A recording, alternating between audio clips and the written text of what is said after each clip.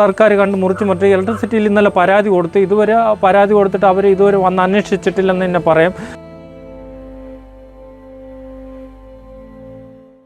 നെയ്യാറ്റിൻകരയിൽ Dhanuvachapuram girls ഹൈസ്കൂളിന് പിൻവശത്തുള്ള വഴിയിൽ അപകടാവസ്ഥയിൽ നിൽക്കുന്ന തെങ്ങ് മുറിച്ചു മാറ്റാത്ത അധികൃതരുടെ നടപടിയിൽ പ്രതിഷേധം കനക്കുകയാണ്.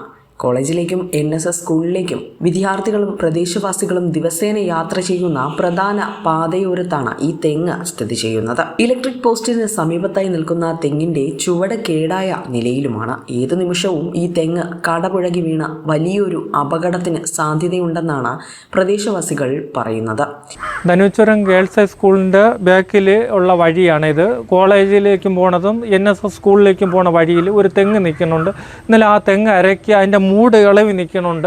പോസ്റ്റ് തൂണിൻ്റെ അടുത്താണ് നിൽക്കുന്നത്. വന്ന് വീഴുന്ന വലിയ അപകടം ഉണ്ടാവും. അത് മുറിച്ച് മാറ്റണം സർക്കാർ കണ്ട് മുറിച്ച് മാറ്റി. ഇലക്ട്രിസിറ്റിയിൽ ഇന്നലെ പരാതി കൊടുത്തിട്ട് അവർ ഇതുവരെ വന്ന് അന്വേഷിച്ചിട്ടില്ലെന്ന് തന്നെ പറയാം.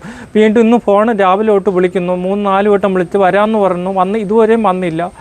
ഇന്നലെ മഴയില്ലായിരുന്നു. ഇന്ന് വന്ന് വെട്ടാമെന്ന് പറഞ്ഞിരുന്നു. ഇന്നും ഇതുവരെ വന്നിട്ടില്ല. ഇത് വലിയൊരു അപകടത്തിലാണ് തെങ്ങ് നിൽക്കുന്നത്.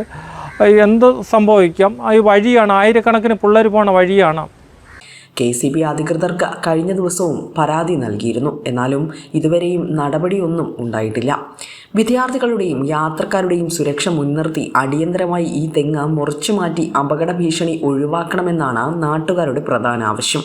വിസ്മയ ന്യൂസ്, നെയ്യാറ്റിൻകര.